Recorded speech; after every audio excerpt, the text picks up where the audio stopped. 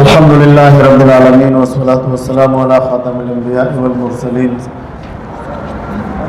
وعلى آله وأصحابه أجمعين ومن تبعهم بإحسان إلى يوم الدين.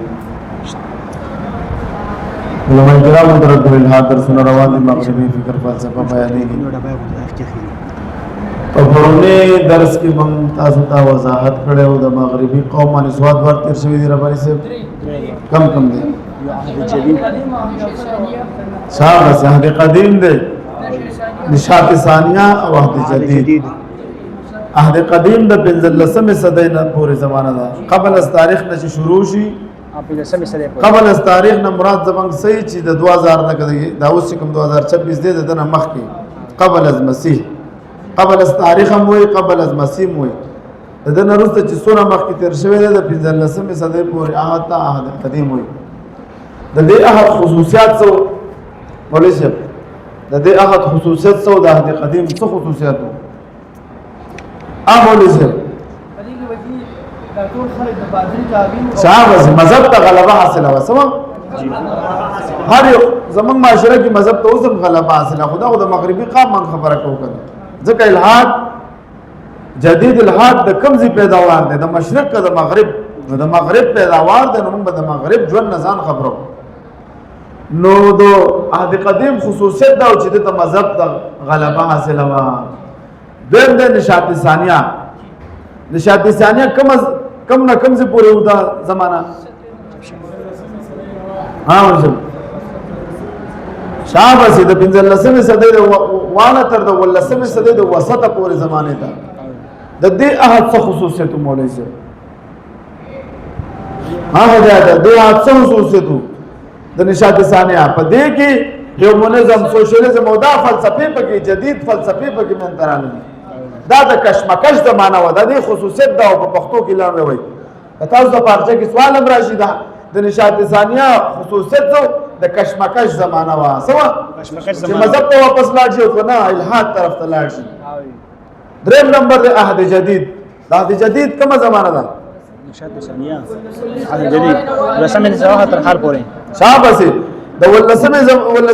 ولسمه صدۍ د وسط نوای تر د اوسه پورې د عهد جدید وي. دا الحاد او هیومنزم سوشلیزم کمونیزم سیکولریزم دا په دې زمانه کې پیدا شوی دی. دا د مغربي قامه خلاصه ده په دې خلکو کتابونه لیکلي دي. پرون به موږ ویلو چې هیومنزم د مغربي فلسفي او فکر او بنیاد دا کومه فلسفه ده هیومنزم ولې هیومنزم څه ته وایي هیومنزم انسان پرستی ته وایي هیومن انسان ته وایي د انسان پرستی وایي مذهب د ټول نلوي انسانیت د ټول نلوي مذهب دی دا چې دی وایي مطلب د انسان عبادت کوه انسان د خپل ځان عبادت کوي. نو د هیومنزم مونږ هغه نکات بیان کړي تاسو ته دوستانو پوه شولې چې هیومنزم دا یو داسې نظریه ده چې دوستانو په دې کې انسان د خدای په مقام باندې دوی فایز کړی دی. دویم موږ دا ویلو چې د هیومنزم د ټولو مذاهب په مقابله کې یو داسې مذهب دی کوم چې په دې کې د انسان پرستش کیږي. او دریم موږ دا ویلو په هیومنزم کې د انسان د پرستش طریقه دا نه ده کوم چې د الله د عبادت او څلورم موږ دا ویلو چې په هیومنزم مطابق چې کله ته مطالعه کې دی کې دا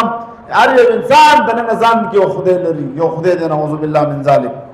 نو دا د هیومنزم هغه سلوکات موږ بیان کړو دا به ځان سره وروي. نن راځو زموږ درس ته چې موږ نن بس سیکولریزم ویو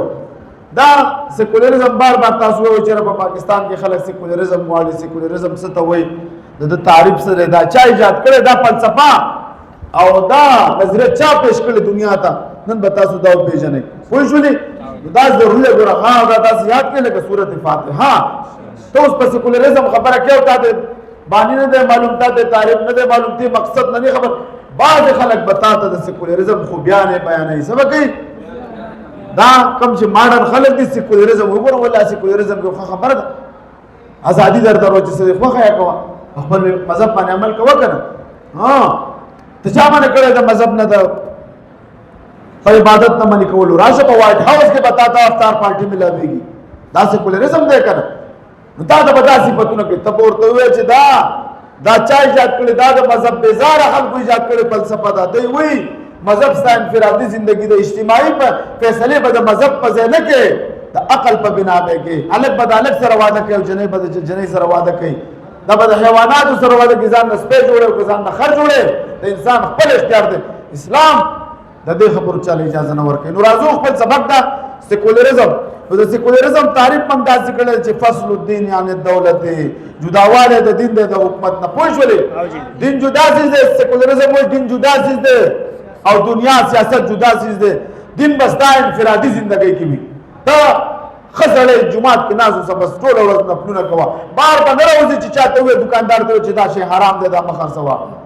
دا سود دی دا مه کوه دا جواري ده مه کوه دا زنا دا مه کوه څه یې خوښه ده ولې هیومنزم څه ویلي دي د هیومنزم په فلسفه کې موږ ویل که څوک شرابخانې ته ځي دا هم ښه سړی دی او که څوک مسجد ته ځي دا هم ښه سړی دی دا د ښه او د بد تمیز په هره معاشره کې شته هیومنزم فلسفې دا ختم کړی دی او سیکولرزم څه وکړو مذهب بالکل یو یو ذات یو زندگی ذاتی زندگی پوری ختم کو انفرادی زندگی کی ختم کو اجتماعی زندگی میں مذہب استلے دا چا سیکولرزم مذہب انفرادی زندگی پوری محدود کو اجتماعی زندگی میں مذہب بھی استو دا چا سیکولرزم دا بدن سبا دا سے اور ہاں بسم الله الرحمن الرحیم د هیومنزم بنیادی شاخونه اول سیکولرزم فصل الدین یعنی دولت جداوالی د دین د حکومت نه دا تعریف دی آسان تعریف کوي فصل الدین یعنی دولت هدایت کې ځان سره ښه دا د هیومنزم ریاستي نظریه ده یعنی کنسپټ اف سټیټ دی دوستانو دې ته ریاستي جهاد ویل کیږي دا د هیومنزم بنیاد دی د هیومنزم کم چې شاخونه دی او بنیادی شاخه ده دا ریاستي جهاد دی چې په ریاست کې به مذهب ته عمل دخل نه ورکړي ځکه خلک په پاکستان کې سیکولرزم راولا چې مولوی صاحب اسمبلی ته رانشي د علماء کرامو غوره غټ کردار دی که دا د اسمبلی کې نه وي پتا به دا ټول بلونه پاس کولې زنا دپاره به تا طالب سند درکولې خلکو به زناګانې کولې والله که تا به دا څوک منع کړی وي ولې پولیس والا به د زناکار کور مخې ته ولاړ وي تا به څه کړي وي ته جنګېدی شو ټوسټ سره هېڅ نشي جنګېدی بنګلادیش په دې جوړ وی په بنګلادیش په اسمبلی کې یو علما نشته دی هغوی ورشه ټولو کې غټ د تبلیغ اجتماع زموږ په کوم ځای کېږي بنگلادیش کې کېږي نه بنگلادیش کې زموږ غټه اجتماع کېږي د دعوت د تبلیغ ولیکن ورشه هلته مسلمانان د زنا دپاره پرمټې ملاوېږي داسې پاور نشته څنګه چې پاور حمدالله صاحب راغلی زموږ چې تخصص دغه ور په دې تخته کې هغوی ور نه ننوځئ علماو په دې ادارو کې ور نه ننوځئ دې کالجونو یونیورسټیانو کې ور نه ننوځئ په اقتدار باندې قبضه وکړئ که په پاکستان کې اسلام راوستل غواړئ شریعت ته خو د انګرېز پرکټي نه پرېږدي چې راپېسې کې نو تاسو څه وکړئ تاسو په تعلیمي ادارو کې ور نه ننوځئ تاسو عصري علوم وکړئ چې ته د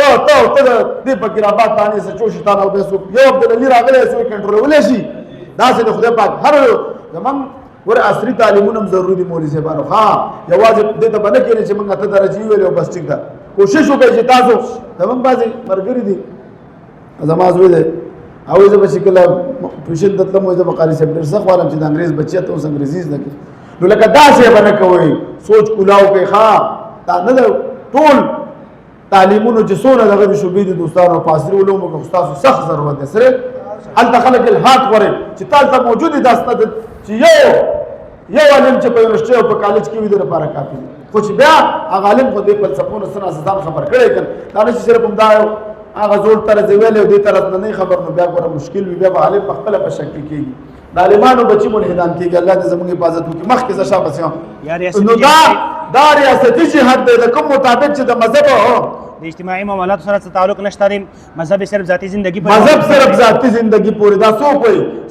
سیکولرزم د دې اصطلاح چا ایجاد کړې ده دا جارجي کیوب چا جارجي کیوب دا به یاد ساتئ ښه دا بانیان به غټ غټ یاد ساتئ د دې د سیکولرزم بانی څوک دی جارجي کیوب دی شاباس یم د سیکولرزم اصطلاح اول د برطانیې جارجي کیوب استعمال کړی و په کال 1351 کلم کې 1851 کې دا د نشاط ګره دغه د عهد جدید پورې دا روان دی که نه کشمکش شو نو سیکولرزم اصطلاح پکې ایجاد شو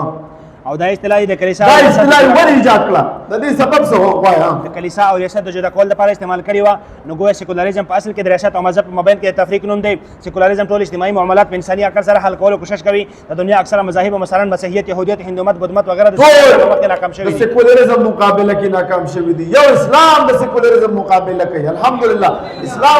اسلام هم یو ضابطه د حیات ده چې او دا سیکولرزم هم یو ضابطه د حیات لري دا د دوه تهذیبونو جنګ دی چې د هغه تهذیب چې کوم دا وحي پر رڼا کې ژوند تېرېد مقابله د هغه تهذیب سره چې د انسان خورش انسان د خواهش پرستۍ په بنیاد ځان له قایم کړی د دوستانو او د دې دوه وجې دي اوله دا چې د سیکولریزم وجه څه ده چې یهودیت او عیسایت او هندومت ناکام شو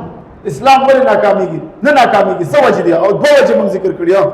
اول د دې دوه وجې دي اوله دا چې د سیکولریزم طبقه پر اساس کې د ریاست قوت کېدل دي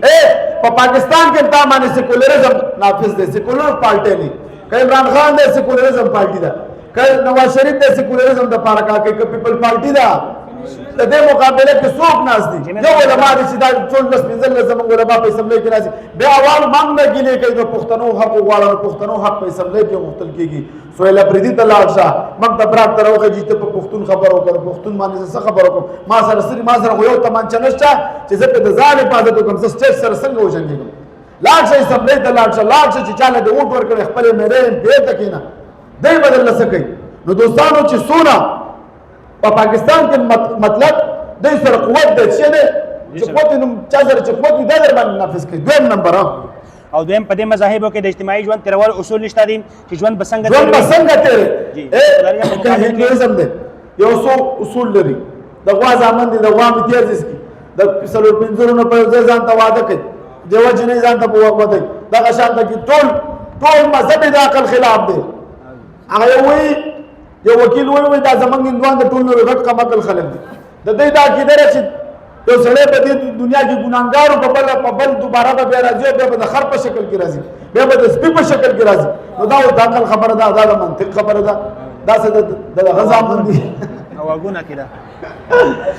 وایم دا شادو زمان نه بدل دا غوا زمان دي شادو زمان د منیر شاکر زمان دي سبحان الله او کنه منیر شاکر و چې موږ د چینجونه پیدا کړي دی وای موږ د غوا بچي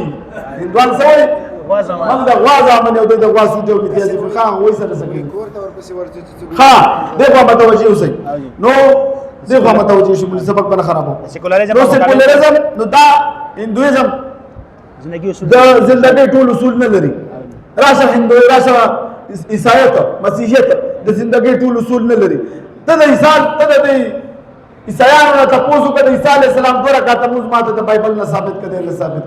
او د اعتراض په پتاو کې چې قرآن نه دوه رکعات موږ ثابت کړي ثابتول شي نه شي ثابتول د دوه رکعات موږ قرآن نه دا څوک چې وایي صرف قرآن کافي دی د قرآن نه بایبل جوړول غواړي موږ د ریسک اجازه نه ورکو يهودیت هم داسې دی اسلام سره ته مانه تاسو کې چې ستا پیغمبر څنګه وبس کړی دی الله خیم چې داسې کړی ته مانه تاسو کې چې ستا پیغمبر څنګه ود کېدو دی الله خیم ته مانه تاسو کې چې پیغمبر علیه السلام بچ بلاره ټول سورلی کما دوه چې عمل ټول محفوظ دي سبحان الله هغه څه خو سنو هغه ټول ژوندۍ ډېر ما سره محفوظ ده ته ما ته وخوا دا نور مذهبونه د خپل مذهب د مشر نه مال دا داسې محفوظ ډېر ثابت دي د دې ډېر د لپاره موږ سره د پیغمبر علیه السلام د اقوال محفوظ کول لپاره موږ سره څه معیار دی موږ سره اسماء الرجال فن موږ سره اسماء الرجال موږ سره دي د لکونو خلکو ډېر موږ سره محفوظ ده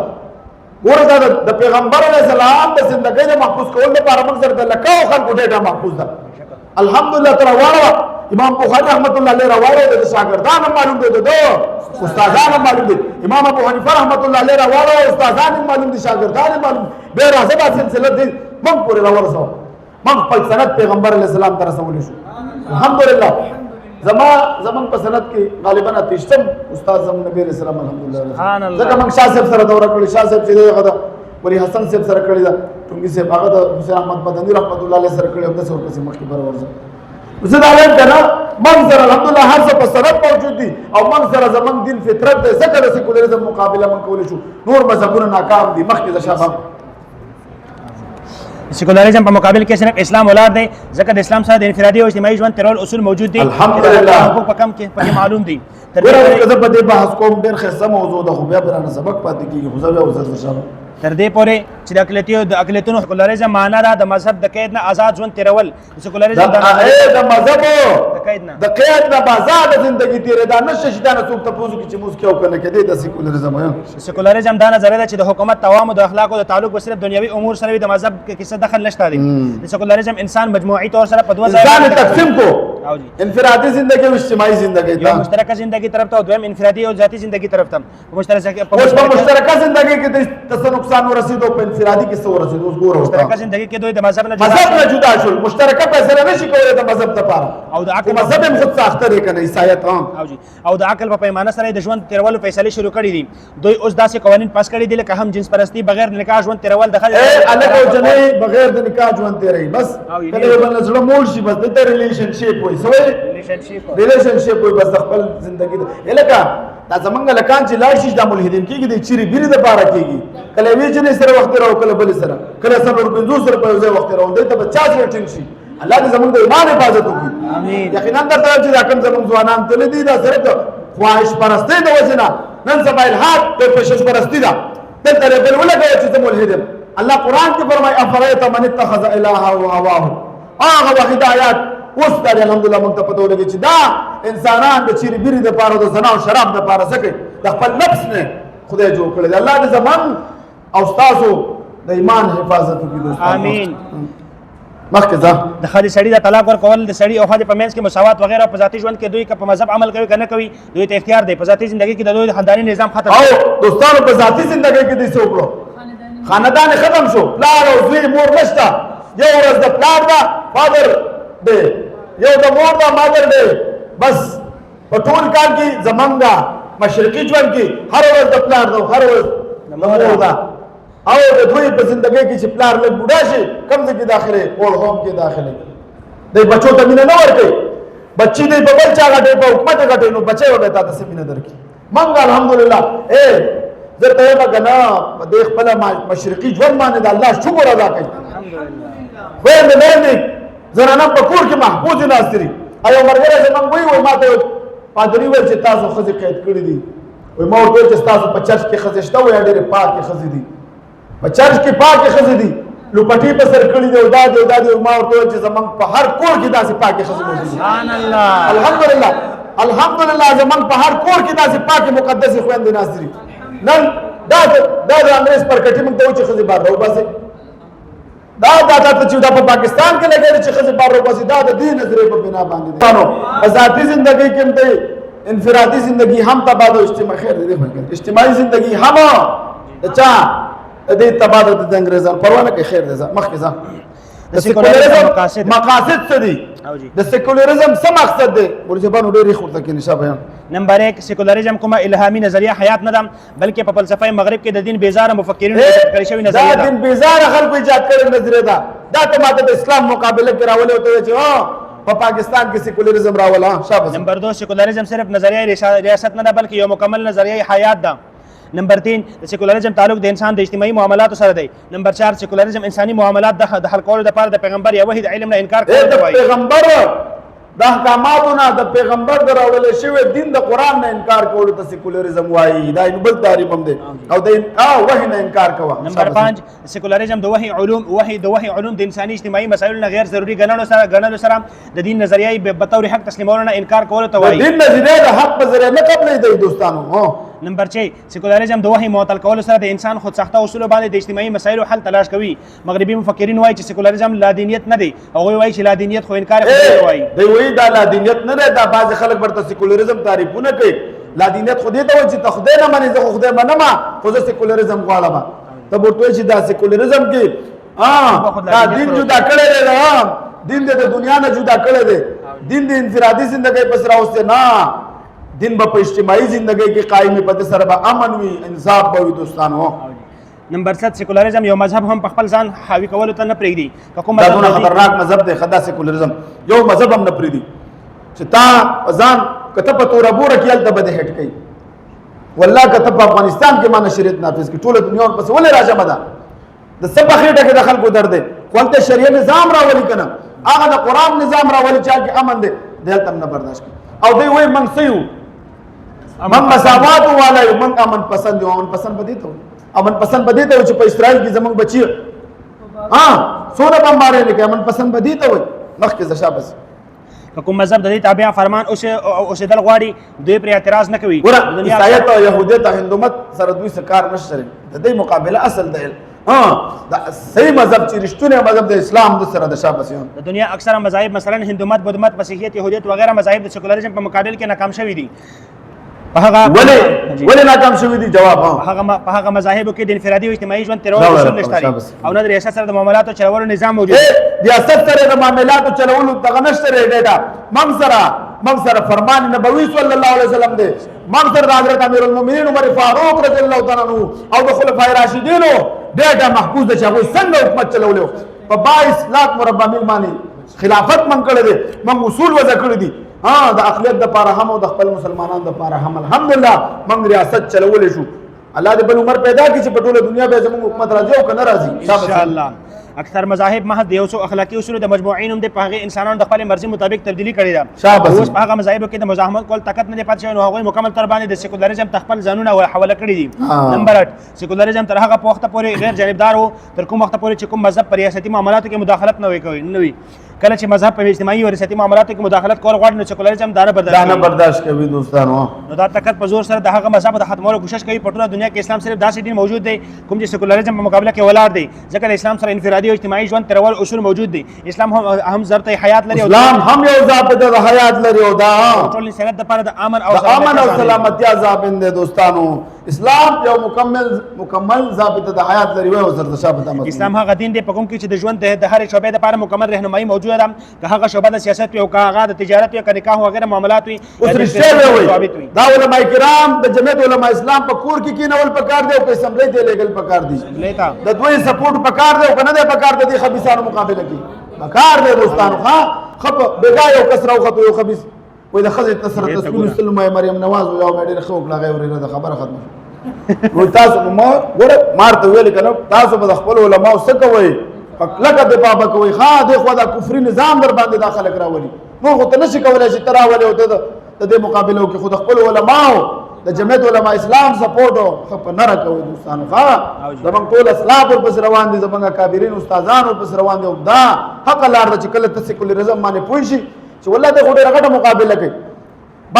اسلام د هغه ټول وضاحت کړی دی. اسلام ریاست ته اجازه نه اسلام ریاست ته اجازه ورکوي چې ریاست د الله او رسول نه باغی شي او کنه زندگی په عقل سره کوشش وکړي. اجازه نه ورکوي چې دا ریاست د الله او د الله د رسول نه باغی شي. اسلامي ریاست د چا د ما تحت او بل اسلامي ریاست د چا ماته حتی نه خبره د چا بدمعشي نه مني. اسلام یو خپل باندې ضابطه د حیات لري. هغه خپل منونکو ته د یو منظم جماعت دعوت ورکوي، هغه انفرادي معاملات یو هغه هم د هغه هم د انفرادي معاملات هم د الله او د رسول حکم په ځای کې چې ستا انفرادي ژوندۍ کې تجارت حرام کې اسلام اجازه نه درکوي چې ته شریعت د اصول نه خلاف روانه تا اسلام اجازه نه درکوي شابه. بلکې پوره دین به طور نظام په ژوند کې د غالب کولو ذمہواری هغه جماعت ته سپاري. اسلام هم د خپل منونکو نه مطالبه کوي چې کوم انسان د دې په مقابله کې رکاوټ جوړیږي د طاقت په زور ختم کړي او تر هغه وخته پورې خپل جدوجہد چې تاسو ګورئ اسلام مقابله چې څوک اسلام دا نه برداشت کوي چې اسلام د سکی محکوم کی نه مقابله وکړي دوستانو. شابه. هیمونیزم کې بنیادی شاخه اول سیکولرزم دلته په دې باندې اوس نور موږ څه زیادت کړی دی د وختو ته لا نه دی اړولې خو ځه سیکولرزم کی اصطلاح لاطینی زبان کے لفظ سیکولم سے ماخوذ ہے. دا د سیکولم نه محفوظ شوی دی دوستانو. د لفظي معنا دا دنیا چې دا جس کا لفظی مطلب ہے دنیا. یہ ہیمونیزم کی ریاستی نظریہ یعنی کانسیپٹ آف اسٹیٹ کی ریاستی جہت ہے. سیکولرزم کی تعریف ہے بیا لگ واپس بغیر خیر د حضور در او شابه. مذہب اور سیاست کی رہی کا نام سیکولرزم ہے. سب سے پہلے سیکولرزم کی اصطلاح برطانوی مصنف جارج جیکوب ہولیاک نے 1851 میں استعمال کیا تھا. یہ اصطلاح دراصل چرچ اور ریاست کو الگ کرنے کے لیے استعمال کی گئی تھی. سیکولرزم کے مطابق مذہب سیکولرزم کی تباہکاری حدیث نے ودا مخکې ویل شوی دی. سیکولرزم کے تباہکاری اور اس سے بچنے کی تدابیر. نبی کریم صلی اللہ علیہ وسلم کو اللہ رب العزت نے ایسے حیرت انگیز اور معجزانہ علمی وحی سے مالا مال کیا تھا کہ جس کی روشنی میں نبی کریم صلی اللہ علیہ وسلم کے بعثت مبارکہ سے لے کر قیامت تک آنے والے تمام فتنوں سے امت کو باخبر کر دیا تھا تاکہ امت ضلالت اور گمراہی سے مکمل اجتناب کرے. الحاد اور بے دینی جو سیکولرزم کے نام سے اس وقت دنیا میں فتنہ برپا کی ہوئی ہے، اس پر نبی کریم صلی اللہ علیہ وسلم کی وہ روایت منطبق ہوتی ہے جس میں آپ صلی اللہ علیہ وسلم نے ارشاد فرمایا: حدثنا علی بن محمد حدثنا الولید بن مسلم حدثني عبد الرحمن بن يزيد بن جابر حدثني بسر بن عبيد الله حدثني ابو ادريس الخولاني انه سمع حذيفة بن اليمان يقول قال رسول الله صلى الله عليه وسلم: يكون دعاة على ابواب جهنم من اجابهم اليها قذفوها فيها. फदक़ूहू फ़ीहा। सुनन इब्न माजा किताबुल फितन, यानी एक ज़माने में उम्मत पर ऐसा वक्त आएगा जिसमें शरपसंदों की टोली जो जहन्नम के दरवाजे पर खड़े होंगे। दक शरपसंदीदा सेकुलरिज्म वाला का पार वतन की मौजूद भी हों, इंसानों को और खासकर मुसलमानों को इसकी तरफ बुलाएंगे जो इनके बात तस्लीम करेगा वो इसे इसमें यानी जहन्नम में डूंग देंगे। कब कुर्बान जाइए नबी करीम सल्लल्लाहु अलैहि वसल्लम के कब ताबीर बयान पर कितने मुख्तसर अल्फाज में कितनी अजीम खबर दी। लफ्ज़ दुआत उनके ज़रिए बेदीन मुल्हिद ज़िंदीक़ सेकुलर दुआत न मुराद दोस्तानों बेदीना मुल्हिदीन ज़िंदीक़ान सेकुलर खलक दिया। दुश्मनों की कसरत की तरफ इशारा किया जिसका दुनिया मुद्दतों से मुशाहदा कर रही है। गालिब गुमानी है कि इस हदीस से इसी सेकुलरिज्म के दाइयों की तरफ इशारा है। सेकुलरिज्म मासूनीदा यहूदी तहरीक दे दोस्तानों, हाँ जी, जिसका मकसद हुकूक इंसानी मसावत आज़ादी तहकीक और रिसर्च कानून दोली और तालीम के नाम पर दीन की ज़िंदगी की तमाम शोबाजात हयात से निकाल देना और मादियत का गुरवेदा बनाकर रूहानियत से बेजार कर देना है। रूहानियत इंसान नलरिकोल मदद परस्त जोड़ावल बस दा खबर था। ये कहकर के दीन के फिर भी इंसानी आज़ादी के मुनाफे है, लिहाजा सियासत और दीन माशत और दीन ये सब अलग अलग है। दीन तबीयत और फितरत के खिलाफ है, लिहाजा किसी भी दीन के फिर भी दुरुस्त नहीं। इनकी सूरत हाल ऐसी ही है जैसे कुरान करीम में इरशाद है, औज़ु बिल्लाहि मिनश शैतानिर रजीम व इज़ा क़ील लहुम तआलू इला मा अंज़लल्लाहु व इला रसूली रअयतल मुनाफ़िक़ीन यसुद्दूना अन्का सुदूदा। सूरत निसा आयत नंबर 61। यानी जब इनसे कहा जाता है आ जाओ इस चीज़ की तरफ जो अल्लाह ने नाज़िल की है, यानी दीन इस्लाम और रसूल सल्लल्लाहु अलैहि वसल्लम की तालीमात की तरफ, यानी शरीयत पर मुकम्मल तौर पर अमल पैरा की तरफ, तो ये मुसलमान तो देखेगा मुनाफिकों को कि वो लोगों को यानी शरीयत मोहम्मद सल्लल्लाहु अलैहि वसल्लम पर अमल करने से रोक रहे होंगे। यहाँ कुरान करीम का मुज़ारे का सीगा यसुद्दून लाना इस बात की तरफ इशारा है कि सिर्फ नबी करीम के ज़माने के साथ खास नहीं बल्कि इस्तेमरार के साथ हर ज़माने में ऐसा होगा। और फिर आगे सुदूदन कहकर इशारा किया कि इस पर मुसर भी होंगी। सेकुलरिज्म दरअसल यूरोप की पैदावार है। इसकी वजह बयान की जाती है कि जब इस्लाम ने आकर इल्म के दरवाजे खोले और इस्लाम का असर रसूख मशरिक से निकलकर मगरब में गरनात और बूसने तक पहुंचा तो हर मगरब की आंखें खुली। जहालत वाला हो दना ख्वांदगी वाला हो दुई तालीम मन हो पदवी बाने पदवी की मार्टिन लूथर तहरीक शुरू को तारीख पैदाइश 1483 आयात साथ है अगनरुस्त पदवी की बेइलम रना पैदाइश वाला दोस्तानो खदा की निदा खुद नाउली खलगु लंबल बेना कुसल बेना को वली रहबानियत वाला इस्लाम निश्चित इस्लाम की रहमान ला रहबानियत फी इस्लाम शाबाश नो द दो स्तर की कुला हुई च मुसलमानान द दो माशरे के बोले मुसलमानानो द दो मुल्कुनो फतह कल दोस्तान वल तबदुई द मुसलमानानो जिंदगी तक कत्ल दे मुतासिर के दिल शाबा। इसलिए कि 16वीं सदी ईस्वी तक यूरोप में कनीसा और चर्च को मुकम्मल असर रसूख हासिल था। जब 17वीं सदी में अहल यूरोप ने मुसलमानों की इल्मी आज़ादी और तरक्की को देखा और ईसाई पादरियों और बादशाहों की तंगनजरी और तासुब को देखा और इसके नतीजे में इल्मी तहकीकात पर पाबंदी और कोई राय पेश करने वाले को जुल्म का शिकार होते देखा तो इन्हें ऐसा महसूस हुआ कि ईसाईयत ही दरअसल हमारे तरक्की के लिए रवड़ा रुकावट है। ईसाईयत जमंग दलारे द पारा खंड लक वो समंग अबल यो कसरा गए वला उलमा दाव नकलो उलमा दाव नको मैं उलमा खपल किरदार दे तमा त बच्चे रावल जब जमा शुमानान जम अल्हम्दुलिल्लाह दिन मंग वरता खयो मैं टंबम बतासु जोड़ो है बबूना बतासु जोड़ो मजाइल बस्टेने वाला जोड़े साइंसदानान में जोड़े मैं आया अमेरिकानियान दखपल पादरियान ने इनकार को आया जापानियान दखपल बुतमत ने इनकार को दखपल मजहबी तबका से के द मजहबी तबकेदार जिता था हलाल और हराम ता द जवन उसूल ता तो दुनिया और आखिरत द कामयाबी दगो खे नोर दुनियावी मामलात द पार दाई नस्टेर मंग सिर पार जो करी टोल फंड पे मंगो खोलो मंग चुके रुपये राखे पता मंग अपनी मदद आपके तहत मुसलमानानो दादा मुसलमानानो मिन लजी मंग दा मदारिस रवानी के चरता दा खत्म शो मदारिस बदे बने दादा उलमा किरदार खुंदा जिता द बिबाउन तैयारी जोड़ी की दा उस्ताद होते साइंसदानानो जिम्मेवारी दा करम इतराज से पचाकी की पागने के मामा ने बस इधर लगा डॉक्टर तजिला डॉक्टर से प्राशम अल्लाह कोर जोड़ खबर तो चेयर और रज़क उस्ता इलाज को रेशम जैसे गिलकार और मिस्त्री होने मकन या तो वकील तलाश और तो चला शमा तो इलाज हो खबर तो वही तलाश सा डबगरी गार्डन तलाश सा हां हल तलाश सा तब मेडिकल कॉम्प्लेक्स तलाश सा इलाज तलाश सा क मुकद्दमा दी नो जबदल लड़ाओ का मनो जो खुदल तसदका नहीं मना डॉक्टर से तमाम इलाज के उस्तमा तो चित तमाता इंजीनियरिंग करना मंगल त कुरान और हदीस बयान और दोस्तानो तजवन तेरा उसूल बयान और मखजा इस्लाम मजहब तमंग जरूरत लरू इंसान लिहाजा अदब अबद नवाल अजल पूर इंसान मजहब त जरूरत लरी शाबाश लिहाजा 17वीं सदी में अहले मगरिब ने मजहब से बेजारी का ऐलान कर दिया और ये पस पर्दा दुनिया के खफिया तरीन तखरीबी तहरीक मासूनियत की कारस्तानी और साजिशों का नतीजा था। इस तरह जब इन सेकुलरिज्म के हामिलीन को कामयाबी मिली तो उन्होंने ऐलान किया कि अब अकल को आज़ादी होगी और मजहब के कैदोबंद से इंसान आज़ाद होगा। द कलीसा नजान आजादो दे गिर ज्यादा खलकु ते पांसिगाने और कली कलीसा ढेर फलसफो साइंसदानानी पकी सकड़ी ختم کړی دی خو چې کله دی مکمل د کلیسا نه ځان آزاد کو نو بس به د سره مذهب ختم کو ځکه ملحدان شو دا جدید الحاد د دې پس منظر دی ځکه د ګور تاسو چې دا پس منظر معلومي تاریخ نه خبره سي تاسو به د الحاد علاج ډیر آسان دی کنه ورور سره پوزه تور کې زلواره موزم ملحدینو خلاف لگے مکار کوم نا دے منے بخواریگانی کوئی محنتونه بکوئی مخ شابه اور طبیعت اور نشید کا بول بالا ہوگا جب یورپ میں سیکولرزم کو غلبہ حاصل ہوا تو اب وہ دنیا پر راج اور سلطنت کے خواب دیکھنے لگے اس طرح انہوں نے مشرق کی طرف رخ کیا اور 1790 عیسوی میں مصر پر حملہ کیا اور 19ویں صدی کے آنے تک پورے مشرق کو اپنے لپیٹ میں لے لیا کچھ ناعاقبت اندیش مادہ پرست مسلمانوں کو بھی اپنے چنگل میں لے لیا شاباش مشرق و مغرب میں سیکولرزم کے علم بردار اس کو مشرق اور مغرب کے دی کم علم بردار دی دوستانو سیکولرزم کو پلانے میں جن بد باطن اور کج فکر اور کج فکر لوگوں نے اہم رول اور کردار ادا کیا ان میں سے مغرب میں ڈاروین د سیکولرزم د بار ډاروین دا نظر پر کې چې خالق نشته مذهب خو نه شو پر وصله خالق تصور دا ورته نظر پر چې چنجو زامن دی په پښتنو کې ورته منیر شاکر نظر پر چې دا منیر شاکر دا نظر پیش کړي چې منګه د آدم بچی نه منګ د چنجو بچی دا د سیکولرزم د پاره کار کول لګي او مخکې مغرب میں ڈاروین جس نے تحقیق کے نام پر نظر ارتقاء کی بنیاد ڈالی جو دنیا کا سب سے بڑا فریب شمار کیا جاتا ہے اسی طرح فرائڈ نے نظریہ جنسیت پیش کیا دا فرائڈ ورته جنسیت نظریہ پیش کړل ډیکارت ورته نظریہ د عقلیت پیش کړل ډیکارت جان پول سارتر نے نظریہ وجودیت کی تحریر کی پھر ایڈم سپیٹ ورته کیپټالیزم سرمایدار نظام چې په موته اوس مسلط دی دا ورته پیش کو دا معاشي نظام دی دوستانو کارل مارکس هم دا کارل مارکس نے کمیونزم کے بنیاد د هم د دوهم شاخونه دي یو سوشلیزم دی یو کمیونزم دی او د اشتراکي نظام چې منګو یو په پاکستان کې پټو سبدار واستل غوښتل سوشلیزم د ویل کې استاد وا اثر د ګلاس دی یو بده گاونډي لور کې یو بت ځان سره ساتي دار او دوی د بارډر کار کو په وستیشیا ملکونو کې دا نافذ شو په درسته خبر ټوله را روان دي جی کمیونزم سیاسی نظام دے سوشلزم معاشی نظام دے مغربی قام دوڑ ڈالو کی دے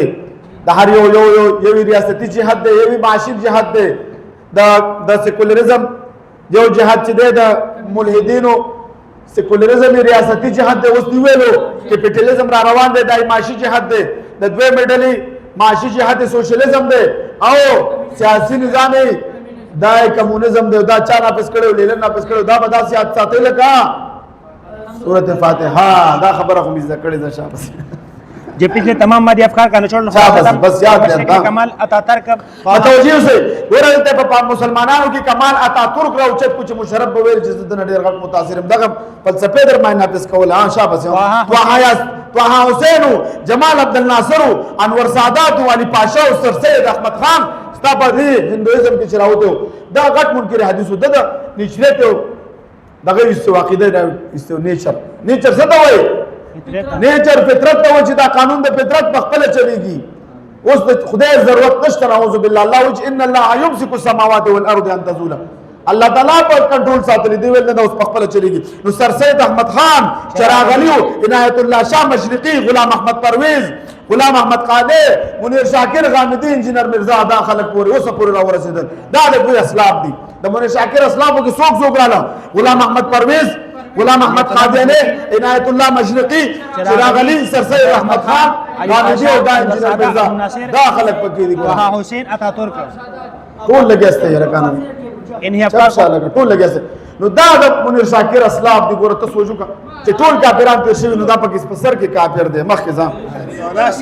انہی افکار کو مشرق میں عام کرنے کا بیڑا اٹھایا اور اب اسی کو گلوبلائزیشن یعنی عالمگیریت کا نام دے دیا گیا تو سیکولرزم اہداف سے دشا بسے ہوں سیکولرزم کا اصل ہدف قرآن خدا سے کوئی خدا یاد ہم سے بیزار کر کے خاص کوئی بدی کو گورے بدی بلی بالو باسے نا پرچی کس دب میاد انشاءاللہ سیکولرزم کے اہداف سیکولرزم کا اصل ہدف امت مسلمہ کو موجودہ دور میں اسلام سے بیزار کر کے مادیت شعبہ سیکولرزم سے مقصد شو اے امت مسلمہ دا موجودہ دور کے اسلام نہ بیزار کا زوی کوله شک واچوا احمد د پاره قرآن کاپی دی او حدیث د خلکو کتابونه دي نو منیر شاکر چې یو درجن کتابونه لیکلي دا د خلکو کتابونه دي دا د غیر الله کتابونه نه دي د مسلمانانو زړونو کې شک اچولې دی اوس موږ ډېر په مهنت سره دا شک وباسو ډېر لکان پوه شو الحمدلله د دې انکار حدیث نه توبه وي سمون ته راضي براډون تا ताकि मगरब के बालादस्ती बराबर इस पर बाकी रहे, इसलिए कि इस्लामी फ़िक्र, इस्लामी रूहानियत और इस्लाम से वाबस्तगी ही मुसलमान की कामयाबी और बालादस्ती की शाही कलीद है। लिहाजा मुसलमानों को अपनी पूरी तवज्जो ईमान और इसके तकाज़ों पर मरकूज़ करना चाहिए, न कि मादियत के मकर और फ़रेब के जाल में फंसना। सेकुलर फ़िक्र रखने वालों की अक़साम व अनवाअ। कम दिशा बजर दर जी, सेकुलरिज्म से मुतासिर अफराद को 3 किस्मों में तकसीम किया जाता है। नंबर 1, पहली किस्म इन काफिर और बेदीन लोगों की जो सराहतन और एलानतन इस्लाम का ही नहीं किसी दिन का इनकार करेगा और गैर मुसलमान हो और ऐसी बात करे तो मुर्तद शुमार होगा। नंबर 2, दूसरी किस्म इन मुनाफिकों की जो नाम के मुसलमान हुए बाजार इस्लाम को तस्लीम करते हो मगर दिल में कुफर को छुपाए हुए हो, इनका पूरा मिलान अंदर से इस्लाम मुखालिफ बल्कि इस्लाम दुश्मन नजरियत की जानिब हो। इस वक्त मुस्लिम माशरे में ये लोग बकसर पाए जाते हैं। चंद निशानियों से इनको पहचान जा सकते हैं। वो निशान ये है, अलिफ, वो अपने आप को मुस्लिम सेकुलरिज्म कम खलक द सेकुलरिज्म द अकीदे वाला खलक कम दिसंगे वे पेशने वे वा। अव्वल नंबर 1, वो अपने आप को मुस्लिम उम्मत यानी मुफक्किर इस्लाम या मुजद्दिद ठहराते हो, हालांकि इस्लाम और इस्लाम की बुनियादों को डालने की कोशिश कर रहे हो। इनकी हालत इस्लामी तालीमात और मुतालबात कम शाकिर से पमन की दाव पड़ो जान द सवई ज़द कुरान तशरीकुम निदाए कुरान द कुरान आवाज चतोमा और नूर से कोल खपल खबर बे कवली। यही लोग इस्लाम और मुसलमानों के लिए सबसे ज्यादा नुकसानदेह साबित होते हैं। बा वो ये आवाज लगाते हो कि इस्लामी तालीमात असर हाजिर में जारी करने के काबिल नहीं, इसलिए कि